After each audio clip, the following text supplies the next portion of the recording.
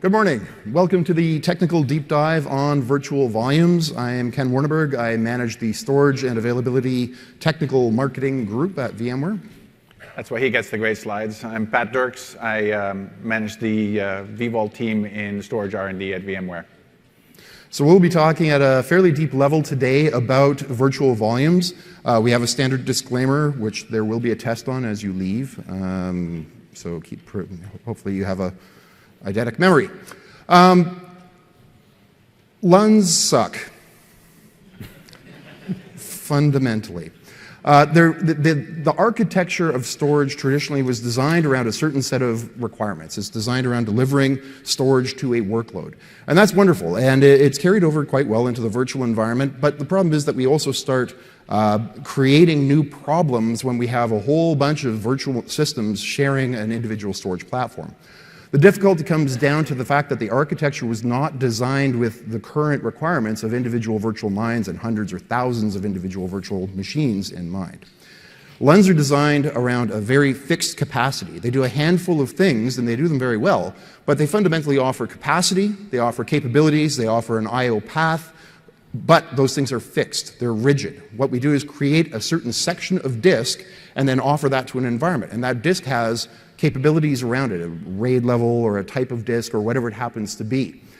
And it's got a fixed capacity. So we have to over-provision up front. We have to set out a whole bunch of storage and assume that that's going to be used over time. And as it does get used, all of a sudden we run into capacity issues. We need to provision another LUN.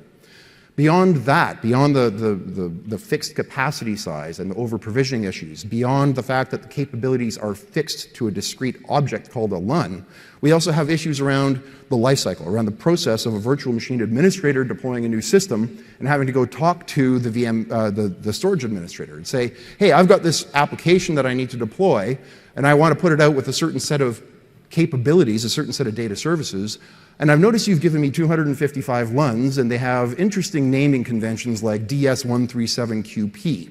Where do I put this system? And then the storage administrator says, well, you put it onto DS13758. What are you, stupid? And then you say, well, there's no space left on that. Oh, well, then put it over here. But that doesn't have flash. So you go back and forth in a sort of iterative process to determine where to put your systems. So it's a complex process, not only in terms of delivering capabilities, but in terms of that continual conversation, that ineffective process that needs to take place to provision systems. And lastly, it puts the infrastructure in charge. So we end up with an environment where we're pre-provisioning systems, disk systems, LUNs, hoping that they're going to line up with the requirements of the applications at some point down the road. We do a best guess effort to estimate what is going to be required, and we end up with hundreds of different configurations to address possible future states. The infrastructure has been placed in charge of what is able to be consumed by the virtual machines. So that's why I say LUNs suck. I mean, they don't suck in and of themselves, they're fine, but they don't really address these requirements and these difficulties we have when we're provisioning thousands of systems to a shared storage model. So what do we want? What's the state that we want to get to? We instead would prefer to have the applications in charge, where they can request resources of the infrastructure, and the infrastructure can dynamically respond to that request and deliver what the application needs based around policies. So instead, we want to put the application in charge and manage it without having to worry about the complex interactions and that cycle of communication between the storage administrators and the vSphere administrators. We want to be able to say the application can request resources and data services from the platform and have the platform respond to that, irrespective of the type of storage that we're using underneath of it, irrespective of the protocols, irrespective of the actual constructs that are providing those data services. So put the application in charge and manage it simply and easily and dynamically. And that's what the virtual volumes framework is designed to do. We have a model where instead of having the applications hoping to have their requirements met by the infrastructure, to one where the applications have a simpler management lifecycle, they can request resources on demand, and it can all be done through policy.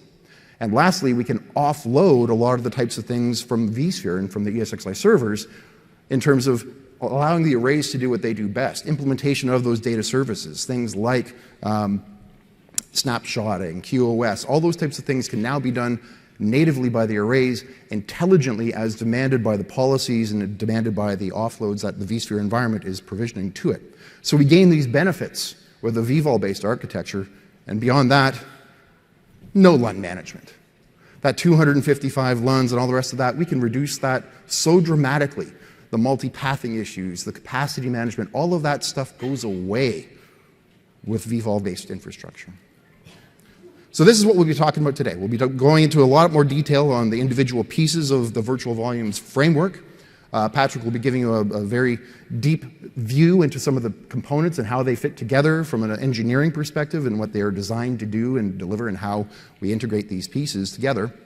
And then fundamentally, we'll be having some time for Q&A at the very end as well. And I'm going to ask that we do that through the microphones rather than just yelling it out because it's a large room and there's no way people will be able to hear that. Yeah, but we'll make sure to leave enough time for that, and we look forward to talking to your questions. So, what are virtual volumes? As I said, it's not just an object, it's not an item, it's not specifically a technology even. What it is a framework to allow our partners in the storage industry to be able to take advantage of this policy-driven approach, of this abstraction of software-defined storage, where they can now consume, or virtual machines can consume storage directly, intelligently, and on demand without having to pre-provision these environments. It gives us per VM and even per VMDK and some other types of objects that we'll talk about, control over your virtual machines and interaction with that storage directly. It's fundamentally an extension, as it were, of a couple of different components around APIs, but also fundamentally around the storage policy-based management framework. We're lifting all of the management of the storage environment from a vSphere perspective into that SPBM framework that we'll be talking about in a little more detail as well. It's not just a VMware thing. We have provided a framework, but this is based on T10 standards. It's being developed in conjunction with all of our storage partners. This is a very broad initiative. This is not just something that we have said, hey, why don't people start adopting this? It's because this offers so much promise in terms of that architecture and integration. That's a key point. I mean, the data plane is unchanged, and your existing SAN or your networking infrastructure doesn't need to be ripped out in order to use vVols. It uses standard SCSI and standard NFS to get at the vVol data. Yep. And lastly, it's free. It's included with vSphere. We think that this is a very important shift, not just in terms of vVols in and of itself, but in terms of this change towards storage policy-based management. Whether we're talking about vVols or vSAN or the IO filters pieces or any of the rest of these components in our software-defined storage vision, we want to make sure that this is something that's accessible to everybody. So it's just part of vSphere. It's the APIs and the framework are all there available for consumption. So at a high level, what does this look like? Well, you're probably familiar with this type of an environment. We've got virtual machines sitting on a cluster. That cluster is interacting with some storage in some fashion. What we do with vVols is remove a couple of the complexities by adding in some other interactions. So there's no file system involved here. Fundamentally, vVols, virtual machines in a vVol framework, are understood directly by the array itself. The array understands these objects that we're now placing onto it, which is why we are doing this in conjunction with our partners. So we can get away from things like file systems. We don't need to layer VMFS or anything like that on top of a vVol type of an architecture in order for the VMs to communicate with storage. It's an API-driven type of a model. We have what's called the VASA Provider. For those of you who are familiar with VASA, it's been around for a couple of iterations now. vVols to use vVols, we have a new VASA version 2.0 that allows the management interaction between vSphere and the storage arrays to provide understandings of the capabilities and various other components. The arrays can now be partitioned logically into something called a storage container. This is a means of presenting what looks like a data store to the vSphere environment. So the arrays can be logically subdivided for a couple of different reasons, and we'll talk about that in a lot more detail as well down the road. But fundamentally, how we present the array now is via what we call a storage container that we'll get into more detail. And the virtual machines themselves, as I've mentioned, reside on the array as a set of different types of objects that we'll talk about. But fundamentally, the point is that the VMs are now broken into these things that are the vVols themselves. In the virtual volumes framework, the vVol are individual components that reside directly on the array in that storage container that we've logically carved up. And lastly, to access the virtual volumes themselves from a virtual machine, we need an I/O path. So we've introduced this concept called the protocol endpoint that acts as, in essence, a proxy or a liaison between vSphere and the storage array to provide a dedicated I/O path, separating out the management path from VASA from the I/O path provided through the protocol endpoint. And the data services themselves that we've talked about, things like QoS, snapshotting, all the rest of these features of the array that are provided to the vSphere virtual machines can be offloaded via a call through the VASA provider and activated, as it were, instantiated, whatever it happens to be. I don't know. I've had a lot of coffee. At the array level itself. So we no longer need to involve the vSphere hypervisor and the data kernel mover and all the rest of these things in every single type of a storage call that we're going to be doing. Again, if we think about this as an iteration of VASA, we have VAI, we have VASA, and we can now start offloading the requests for data services directly to the arrays themselves. Yeah, that's a really key point. I mean, the array completely owns the representation of the vVol, and the array is the only one that knows where the storage that backs the vVol is located. All I/O from vSphere's perspective is done through the protocol endpoint, but all the operations that are offloaded to the array are done by the array because only the array knows where vVol resides. Yeah. And lastly, once we have these capabilities presented from the array around these different types of capabilities that it has, we want to manage it in this different fashion through storage policy-based management. So we're creating policies for our virtual machines rather than trying to understand where they need to reside. The vSphere administrator's job is thereby made simpler because they don't need to understand all of that complexity that resides below the vSphere environment. They can simply manage it through policies. There are 5 types of virtual volumes. So those objects, as I mentioned, when the virtual machine is broken into these objects on the array, they'll reside in one of 5 different types of virtual volumes. We have a config vVol. That config vVol holds all of the descriptors, basically, and metadata and logs, and all the things that you would usually see in the directory of the virtual machine. It actually has a VMFS built into that virtual volume type so that we can preserve the visibility of the vSphere administrator into the data stores and they can browse them and see things along those lines. So VMX files, logs, NVRAM, all those types of things are stored within that config vVol, and there's going to be at least one per virtual machine. Well, there will be only one per virtual machine.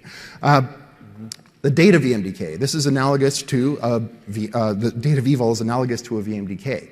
So for every VMDK, there will be one virtual volume to represent that disk file of the virtual machine. That is just the data of the VMDK, not that config information. Memory, which can be used if we're snapshotting a virtual machine and we choose to snapshot it with memory, we will create a dedicated virtual volume for that data that needs to be put onto disk as well. Swap files. Again, for every VM, if we need to use swap, we need to have a swap space for it, and that's where that swap vVol comes in as a dedicated object. And the point, well, we'll get into this a little bit later in terms of the types of things that you can do with these, in terms of applying different policies to these different types of vVols if you need to. And lastly is other.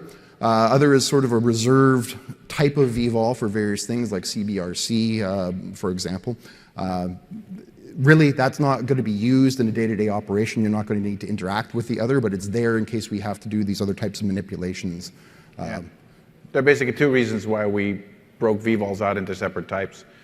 One is if the object could grow arbitrarily large. We didn't want the config vVol that holds the VM contents that would typically be in the VM directory to be too large.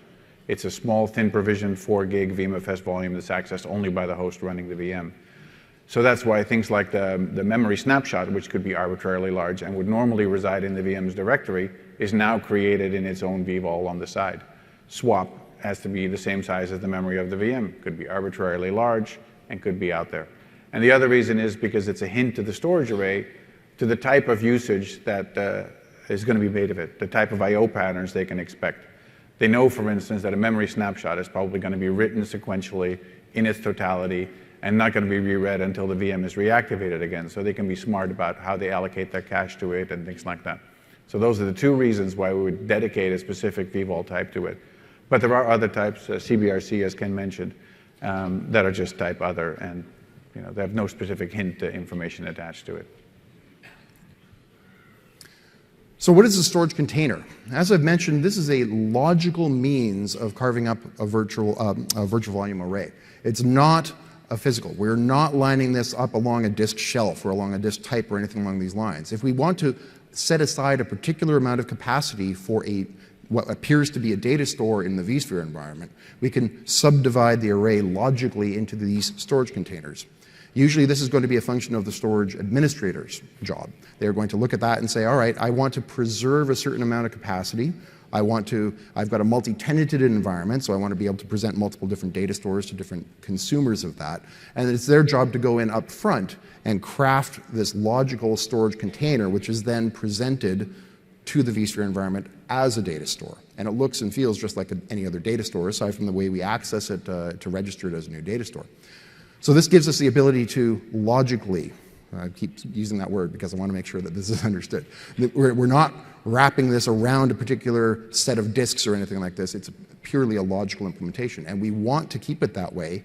And if you're going to be creating storage containers, you probably want to span all the different types of capabilities that you have in your array. We want to pull in some SAS, we want to pull in some flash, some SATA, whatever it happens to be, so that in every storage container we have all the capabilities of the array represented so that we can then set policies for consumption. So how does this differ from a data store?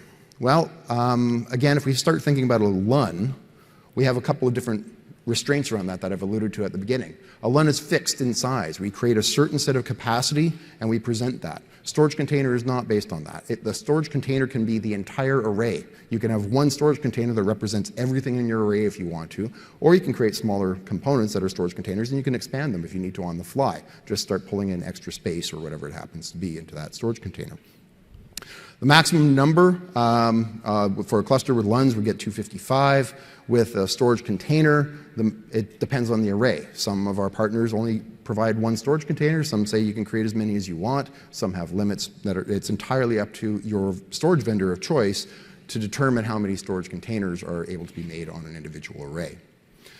But fundamentally, it's this concept of it being a flexible and logical construct rather than a physical construct like we would have with LUNs. And that's really the fundamental difference. How it gets presented is as a data store, just like any other type of a data store would be. And we'll talk about that registration and discovery process in a little more detail down the road. How does it look? vSphere administrators see the exact same thing that they always have seen. They see a data store. They can browse the data store. They can go into the VMs and look at the individual objects because we've preserved that little VMFS in that config vvol so that when they're browsing their VMs, it looks like any other VM. Storage administrators see the real goods, as it were. They see the storage containers. They see the individual virtual volumes. They see how it's been carved up and crafted. And you'll see different views of the environment depending on who you are and what tool you're using to look at it. The vSphere administrator, as I've mentioned, will see what they've always seen. Browse your data stores. That aspect of the vSphere administrator's job doesn't change. We purposefully did not want to have to say, all that legacy IP that you've used managing storage as a vSphere administrator, toss it out. Here's a new framework. So we preserved that view for them. Storage administrators will see whatever your storage UI provides, which will be the individual virtual volume objects, including all the data services and all the rest of those things and how they're applied and how they're delivered. So all of those aspects of storage management still remain. Capacity management, looking after the storage arrays, configuration, all of that is still there. And it's still very, very important, obviously. But what we've done is remove that complexity from the view of the vSphere admin. So that's a high-level view of the architecture. I'm going to turn it over to Patrick now, who's going to talk about the different layers of the vVol framework, including starting with the management plane. Thanks. Yeah, and that's actually a key point. And the fact that storage containers show up as data stores and VMs are still VMs is more than just the UI. That goes for the APIs as well. So APIs that take a VC inventory and look at it will see regular data stores. And instead of type VMFS or NFS, they'll see them of type vVol, but they'll still be data stores. So data stores are still data stores, VMs are still VMs, the same APIs still apply. So let's talk a little bit about the management plane. That's where we really added what's new in vVols. The array is now going to be accompanied by a VASA provider, a VP. And that VP is a piece of storage that's an adjunct to the storage array provided by the vendor. That vendor specified, provided VASA provider and the array are a unit. They go together. They have a private way of coordinating. that's invisible to us, and the VASA provider is the visible front end to us of the storage array. And all of the management operations are done using that VASA control path between vSphere and the array. You also see in that picture those protocol endpoints. That's also controlled by the array and also coordinated with the VASA provider. But those are the endpoints on the data plane where the commands go. Be careful, those are not where the data actually resides. These are not large monolithic sequences of blocks that the vVols are then laid out on or something like that. They are the addressing points, the terminus for commands, be it SCSI or NFS. And the actual vVol that's being referenced is provided in a different way from that and dispatched separately from that. But that VASA provider is the standardized front end to vSphere for the array. And so it provides all of the capabilities that the array offers to vSphere. So if your array is capable of dedupe, encryption, QoS in different ways, that's all communicated through the VASA provider. A VASA provider can be handling multiple arrays behind it. That's sort of invisible to us. And the VASA provider has a completely private interface to the array that it uses to do all of the management it needs to do. And when we talk about the data plane in a minute, you'll see where some of those operations come into play. But fundamentally, the VP provides three things to the vSphere. It tells vSphere about the storage containers that exist on an array. It tells vSphere about the protocol endpoints that exist and what the host can go looking for. So for SAN, those will be discovered. For NFS, those are mount points that the host can add. And the capabilities that the array offers. And those are used when you're authoring profiles in SPBM to let you control how your storage is treated. So that VASA provider is the central new piece that's part of the management plane. And that's what lets us control it in a uniform way without knowing in advance the particulars of this array. Now, on the data plane, there is, first of all, the discovery of the storage containers. So that VASA provider, the storage admin sets up the storage containers on the array. And that's using some array-specific management software. And as Ken said, some arrays may present the whole array capacity as a single storage container, or it may provide ways of splitting that up. But as Ken kept saying, it's a logical limitation. It's just an arbitrary cap that is put on there. And if you raise it or lower it, that doesn't mean you need to go reformat something or add another extent and span your VMFS volume over it or anything like that. So along with the capacity, those storage containers are set up with the capabilities that apply to that particular storage container. So that may mean that, for instance, automatically all of the storage, the only option for a given storage container may be that it's encrypted, or that certain storage containers are going to offer you the option to dedupe them, but others may not, and things like that. That's part of the discussion that the VI admin and the storage admin have. But it's more of a wholesale discussion of the storage in bulk rather than in retail discussion about storage. I need this LUN, I need that LUN. Can I please have one more LUN, like that? So the VASA provider URL is registered to VC. That's how we first find out about the VP's existence. And that's when it presents all of its storage capabilities to vSphere. And using those capabilities, you can author storage policies. Those policies get identified with VMs. And when those VMs create vVols, are created as vVols on the array, those policies travel with them. And that's how the array is told how to treat a particular volume. So the protocol endpoints, as I said, are just the addressing mechanism in the data path. They're not actually where the data lives, and there can be one per array, there could be one per storage processor, there could be an arbitrary number of them. That's something that's up to the array. The array management or the array design determines how many PEs there are presented. And your regular LUN zoning, masking, whatever, will determine which PEs are accessible to which hosts.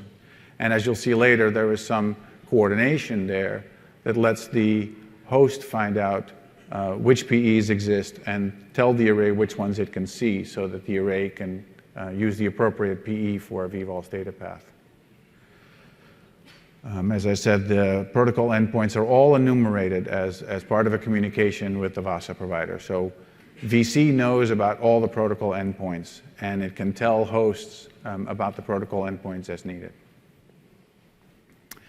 The other way that the VP comes into play is in the ESX hosts talking to the VASA provider to get access to virtual volumes. And this is something that's new. So besides VC, which always talk to the VP, even in VASA 1.0, hosts now talk to the VP as well.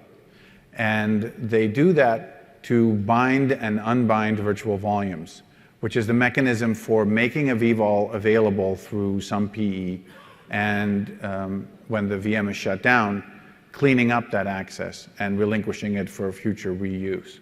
So the connection between a VM and the vVols on the array is transient just for the life of that VM. While it's powered on, it exists. When the VM is powered off, it goes away again. And we'll go into each of these operations in a little bit of detail in a second. But that's where the ESX talks to the VP about the data path. So it's beside the SPBM mechanisms that come into play when you're creating virtual volumes. So the first operation is bind. When you go to power on a VM that's backed by vVol storage, the VM talks to the VP and asks for access to a particular vVol that it only knows the ID of. And that request goes to the VASA provider, and the VASA provider turns around and coordinates with the array to pick one of the PEs to make the vVol available. And that decision is completely dynamic. It could be different from one binding to another, just based on how heavily used a particular PE is, or which storage processor is currently owning it, or it may be statically defined. That's a design that we're not privy to. So after that coordination, and having selected a protocol endpoint, that protocol endpoint is returned to the host, and now the host knows where to go to access the data of that particular vVol. So if this is an NFS array, it would be told which mount point to use and the path within that mount point.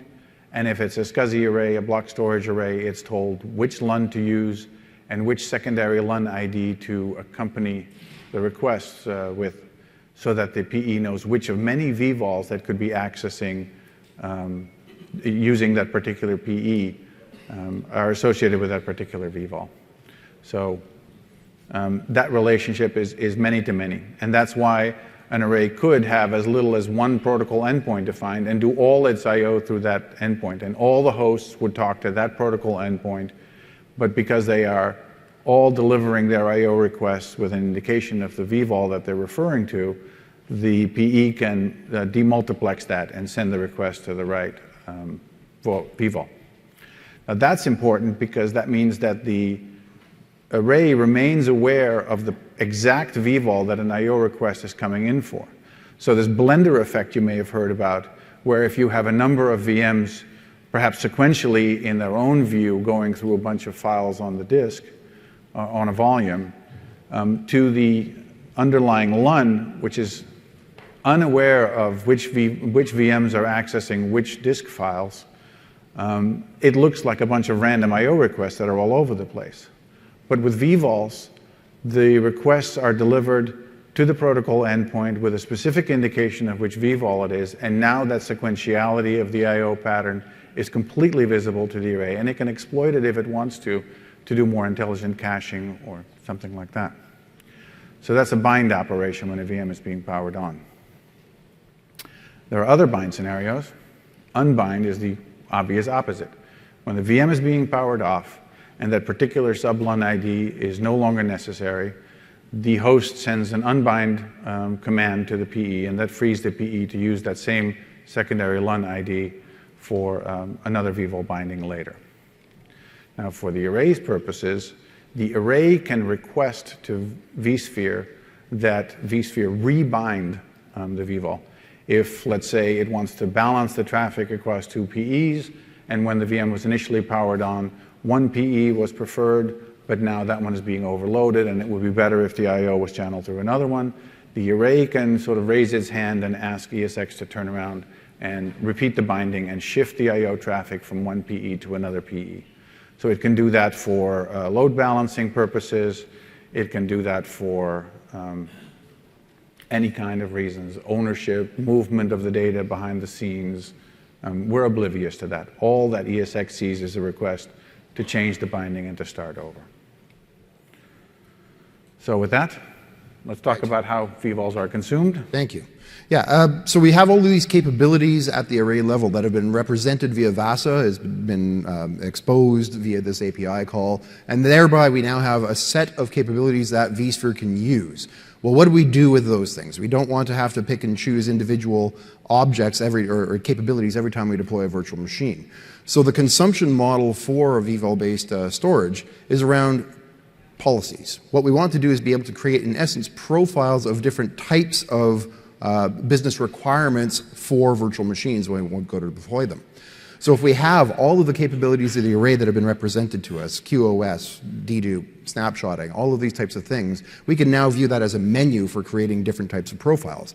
Gold, silver, bronze, yellow, brown, orange, mission critical, unimportant, whatever it happens to be. And every one of these profiles will now have different sets of capabilities rolled into the profile itself. We've had storage profiles out there for a few versions already. Not many people have used them. Even though they were capable of querying the array via VASA, it was fairly static. We could use that to create tag-based profiles, and not a lot of people found that some people find that valuable at large scale particularly. But here, that storage profile concept under SPBM really becomes useful in terms of that day-to-day operation, in terms of deploying new systems and simply attaching the appropriate profile for that type of virtual machine. So instead of having to worry about which data store is compatible with which type of requirement we have, we simply attach the profile that we created called gold, and that VM will now be instantiated on the array where those capabilities can be met. And it will expose for us the view of which data stores are compatible and which ones are not.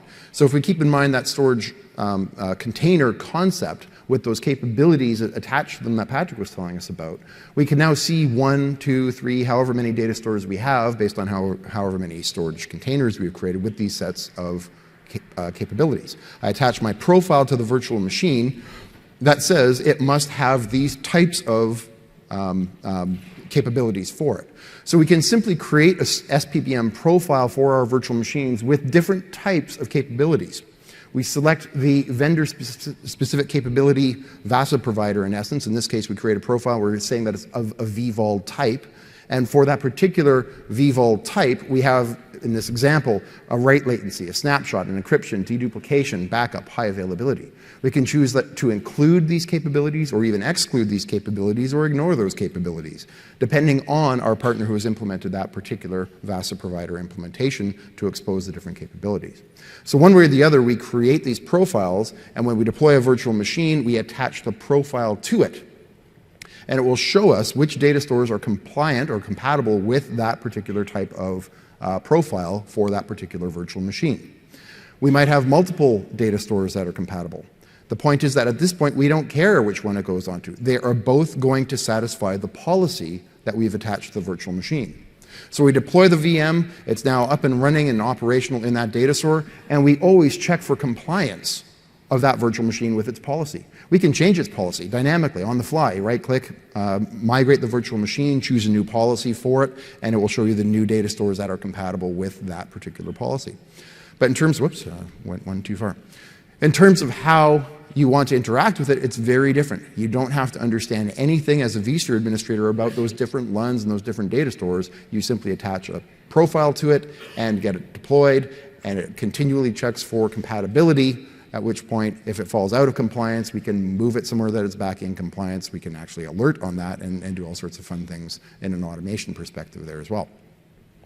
Again, storage administrators will now see on their array the individual virtual volumes. They will see the profiles that are associated with them. They will understand that this vVol belongs to that virtual machine. It sits on this disk because it's associated with this storage capability profile or whatever it happens to be. The vSphere administrator doesn't see that. They see virtual machines with policies deployed, and they see which data store it resides on. They see that it's compliant. So we're simplifying the management for both people. We're removing that. I noticed that sitting on that data store, is that one really, is that flashback? And the storage admin says, yes, go away, it is. That sort of communication doesn't have to happen. We've attached a policy and made sure it's compliant. So when we go to provision a virtual machine, the process looks a little like I was just saying.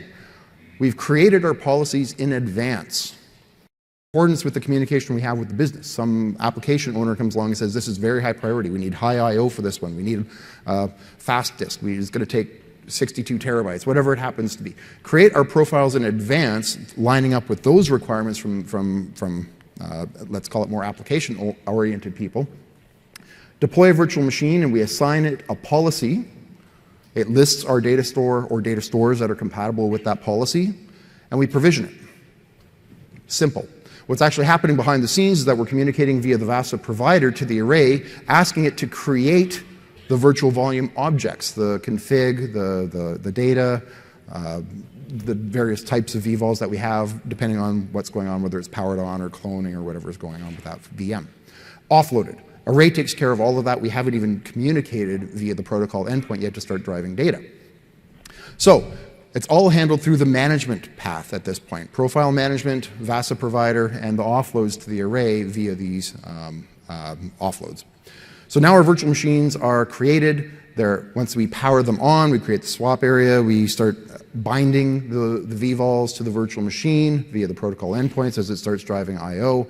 Everything has happened in its own unique location as it should be. Management takes place via the VASA provider. I/O takes place via the ESXi, the protocol endpoint to the ESXi server.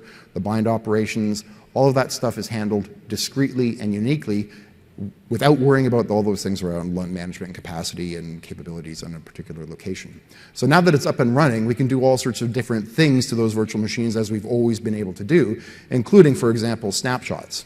So snapshots change to some degree, or potentially change within virtual volumes, depending on whether we're talking about a managed snapshot or an unmanaged type of a snapshot. Managed is always going to be what you've always seen before. You right-click on a VM, you snapshot it, and you have the snapshot manager, and you can see the depth of 32 for that individual virtual machine or disk file.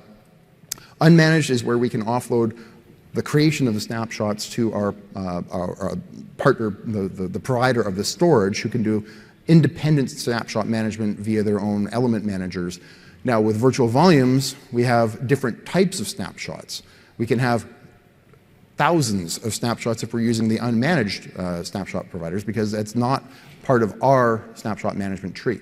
But how the snapshots are actually created and how they're handled by the vSphere environment is actually quite different now with the virtual volume framework, and Patrick is going to walk you through some more detail around that. Sure. And that's actually a really key point. As far as unmanaged snapshots go, vSphere is completely unaware of them. And some arrays have mechanisms for taking snapshots that are incredibly cheap and are happy to take hourly or even every 10 minutes snapshots of your data for you and provide a separate mechanism of their own to let you go back to one of those snapshots and turn it into a disk that you can go back and hot add to your VM to retrieve the data from this morning's 10 a.m. snapshot or something like that, without needing to take a snapshot of your VM every hour on the hour to do that kind of thing. So that's all part of the power that the array gets when the ownership of the vVol is offloaded to the array, and they can do these things completely of their own volition. So one of the things we often get asked about is how vVol snapshots differ from regular snapshots. And this is an important thing to understand, because if you've tried running a VM with a whole bunch of snapshots, you'll know that the performance degrades quite rapidly. And that's because every single snapshot you take stacks an extra redo log in the VMFS file system in front of the data that you're already writing. All the new writes go into the redo log, and all of the reads go to whatever the most recent copy of the data is in all of those redo logs. So your read performance becomes terrible. You have to go looking for the data in all these different places, and your IOPS go way down. On vVols, since the array owns the object, we've offloaded the responsibility for taking the snapshots completely to the array, and the array can apply all the usual tricks it has for doing space-efficient snapshots doing little more than metadata manipulation, copy on write, or whatever other mechanisms it chooses to use. From the vSphere perspective, we're completely isolated from that. So if you see what happens when you're taking a snapshot, on the VMFS side, you would create a redo log and associate it with the flat file. On the vVol side, you would ask the array through the VASA provider to create a snapshot of that vVol, and all we get back is the ID of the freshly created snapshot. And from that point, the mechanisms are similar. A descriptor file is created for the snapshot. In the VMFS case, that would point to the redo log that you've just created, and that's where I/O is going to continue. And in the vVol case, that points to the newly created snapshots. Now, what we want to do in vVols is to leave snapshots on the side and not have them be a factor in the I/O to the underlying vVol. So what we do is we swizzle, as we technically call it, the references in the descriptor files, because ESX is going to continue I/O through the descriptor called snap.vmdk, and we have it pointing to the original vVol. So when you're done taking the snapshot and vSphere thinks that it has switched over to writing into the redo log, now in fact it's writing into the same original vVol it was writing all along. And the actual snapshot is sitting on the side, maintained using copy on write or whatever mechanism the array chooses to use, and you're good to go. So with that, snapshots become effectively a no-op. I mean, the first write may incur a penalty due to copy on write or something like that, but you can have a whole ream of snapshots in existence and not impact the I/O that you're doing to your vVols. So that has far-reaching implications. That means that if you're doing a backup, for instance, it's perfectly fine to take a snapshot of your VM every day at 5 o'clock.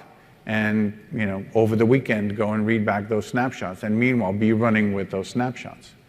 And likewise, the restore of the reverting to an earlier place of data is simpler too. We'll talk about that one in a second. The thing that is not animated but if you think about it, in the VMFS case, if you delete the snapshot and no longer want to keep that around, you have to take all of the data that was copied into that redo log and write it through to the underlying VMDK again. So deleting a snapshot is very expensive and can take a very long time.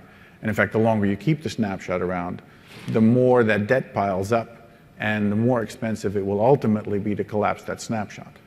You can see on vVols, it's no big deal to delete the snapshot because you just delete the object and the original VMDK is still around. So you can imagine playing this movie in reverse. When we're reverting to a snapshot previously and want to overwrite and go back to the old data, of course, yes, the I/O switches. You take this initial situation that you have where you're writing to this snapshot, and we take, for starters, a quick snapshot of the data to fall back to in case there's a problem using the actual data transfer. That's not necessary on the VMFS side. But we copy the snapshot data, or we ask the array to copy the snapshot data, which again can be a simple metadata-based operation where it just moves the pointers around to the original vVol, and then unswizzle the pointers so that the main VMDK where we're going to resume the data on the VMFS side is now pointing to the original vVol again that we've just overwritten with the old data. And at this point, we can shift the place where we're doing I/O, get rid of the snapshot, which should be very low cost, and finally, get rid of the backout volume, and we're completely done with the revert. So you can see how taking snapshots, deleting snapshots, and reverting snapshots is far more efficient using vVols and doesn't impose the cost on the running VM that you would encounter if you were doing redo log-based snapshots on VMFS or other file systems. So, right, and I just wanted to highlight again that this is not something that we are doing. I mean, Patrick was even talking about the snapshots, for example. There are different implementations. Behind the scenes, what goes on, we don't particularly care. We allow our partners to express their full set of value for their snapshot technology, for their QoS, for whatever it happens to be. Our integration with this is via the framework. It's via the APIs, it's via SPBM. And all of these capabilities that our vendors and our partners have can still be expressed, and now they can be consumed in an even easier fashion. So this is why vVol is such, and it's got a lot of interest. As you can see, there are a lot of people here today interested in this, and throughout the sessions that we had. We got many, many partners, and a lot of them have GA'd here today. It's not a VMware thing. It's an industry-wide thing. People are adopting this wholesale as products come available. We've got 15 minutes left. So what I'd like to do is take some questions here before we wrap up. What I would want to do is have them at the microphones, if you can do that, because it's a large room and we can't necessarily hear everything in the room. For those of you who are leaving, I just want to say thank you for coming, but just please keep it quiet in the aisles as you're heading out, and we'll start taking questions at the microphones here right now, and we'll talk to you soon. And fill out a survey. And fill out the surveys. Thank you. Can you guys talk a bit about VASA HA? I'm sorry, could you repeat that? The microphone wasn't on. So can you talk a bit about the VASA Provider HA? Do we need to have an HA for the VASA Provider? HA for the VASA Provider. Yeah. You want to take that one? Depends. No. There's two mechanisms in play, actually. First of all, vSphere can be made aware of multiple instances of the VP running that are coordinating amongst each other. We call that VP HA, where the VPs themselves have redundant copies running. And when the connection is lost to one VP, we automatically switch over to the next one in line. And that's what ESX does too. Beside that, depending on where the VP is running, if it's running in a VM, for instance, you can use all the usual protection and backup means that you use on your existing VMs to protect that VP too. So you could have HA defined for your VP and have it automatically spun up on another host.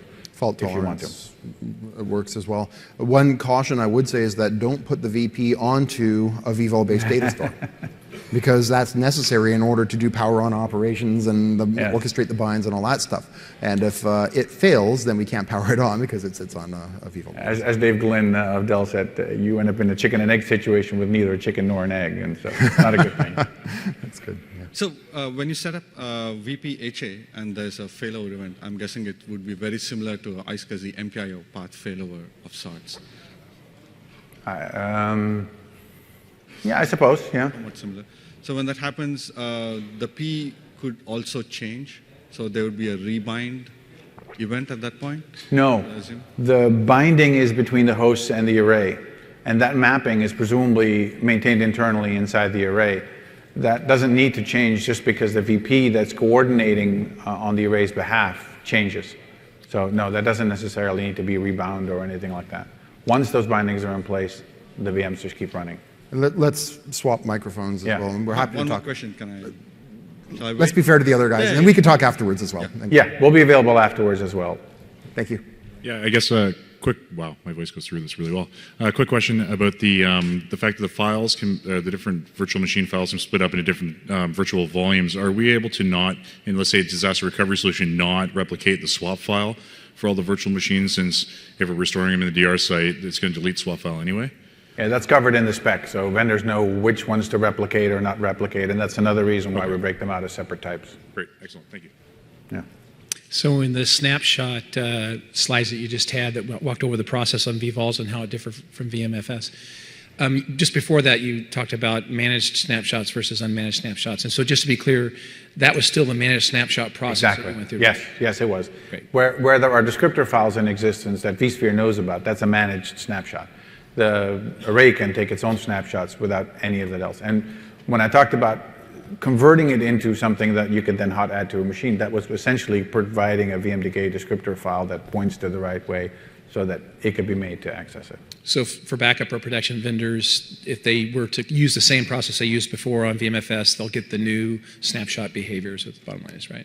I can't speak to what they all do in their own implementation. So, well, no, I'm talking about using the if they're using API. if they're using VADP and the VDDK descriptors, then it's just issuing a snapshot from vSphere. That's a managed snapshot, and that will be handled. It will be presented whether it's a hot add or whatever it happens to be, just like any other type of a snapshot. Great. Right. Thanks. VADP continues to be supported. So the VP is a VM itself? It Sometimes. can be. It's up to the array vendor to implement it. There are some vendors like HP where the VP actually runs on the array itself on the storage processors. And in fact, they have their internal HA mechanism. Just as they fail over storage processors, they fail over the VP, and to the outside consumers, that same IP address continues to service the same request, and they're none the wiser. So no, that is completely up to the array vendor. The only interface we have with the VP is that VASA protocol. Okay, so I'm interested in how you would back that up and protect it and restore it if you needed to. That would be an excellent question to ask your HP rep. Okay. We currently have issue for the VM that are protected under fault tolerant, that we cannot use SRM because, I mean, FT cannot have snapshot.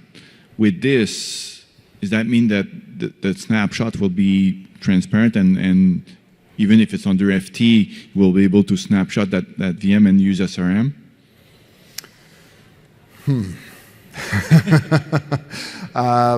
There are a few moving parts in that one as well. So with the new SMPFT, for example, it's a different architecture again, where each VM has its own disk file as well.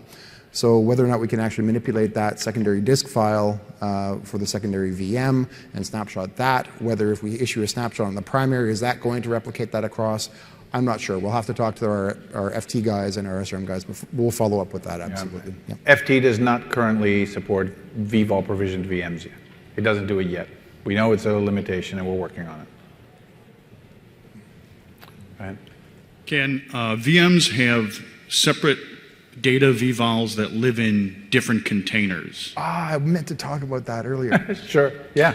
You can have any mix of virtual disks anywhere. You could mix VMFS, VMDKs into your VM that's otherwise living on vVols. You can have disk provisioned out of other containers. The containers are just other data stores. So yeah, you can pretty much mix and match. From an operational perspective, that's a really cool thing too. If you've got a database, for example, that has different requirements from storage for the different disks that you've got associated with it, do we care about this log? Do we care about this?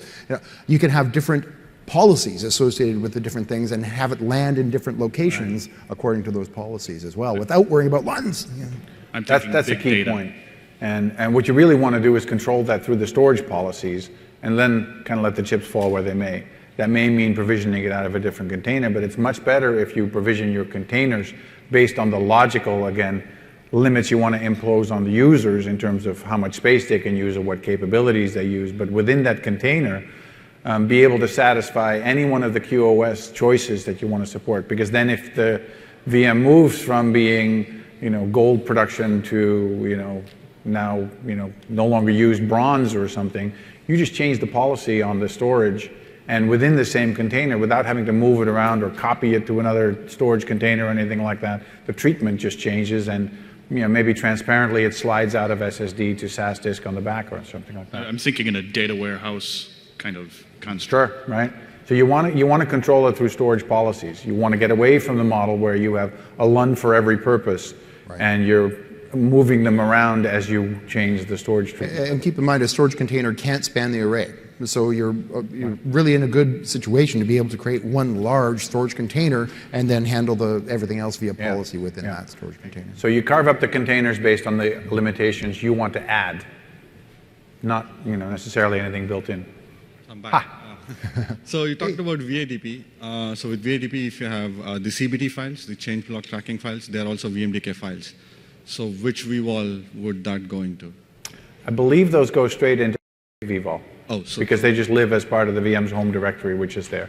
I don't believe those are tracked as separate vVols. Okay. One last question. So why would you want to change the storage profile for a vVol, and what does that trigger?